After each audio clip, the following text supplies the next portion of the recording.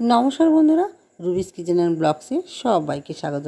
ঘুম থেকে উঠে একটু বিছানায় বসে আছি, দেখি বিড়ালটা এসে আমার কাছে বসলো।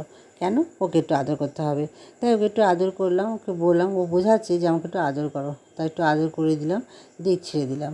দিয়ে সমস্ত কাজ সেরে স্নান করে পুজো দিয়ে সকালের খাবারটা খেয়ে নিলাম।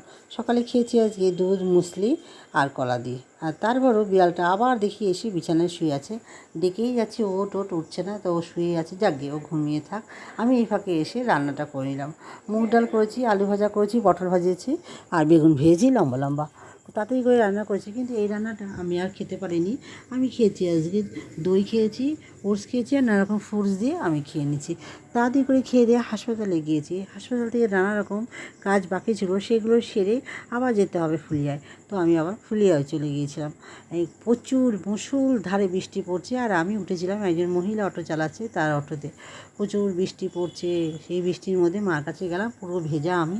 তাড়াতাড়ি করে জামা কাপড় ছিলাম, মাকে একটু চা বানিয়ে দিলাম, আমি একটু চা খেয়ে নিলাম। মা এখন ভালো আছে, সুস্থ আছে। তো তারপরে আমি তাড়াহুড়ি করে, কারণ যেহেতু 8:30 বেজে গেছে, আমি মাকে বলে আমি বাড়ি চলে আসলাম। বাড়িতে এসে আমাকে খেতে হবে, তো আমি খাবারটা খেয়ে নিচ্ছি। আর আজকে খেয়েছি বেড ছিল ঘরে, বেড, তার মধ্যে কলা দিয়েছি, এটা আমুল দুধ দিয়ে আমি এই আছে আমার রাতের খাবার। কেমন হয়েছে অবশ্যই কেমন করে জানাবে, আর প্রচুর প্রচুর লাইক শেয়ার করবে। চলো আজকে এই পর্যন্ত।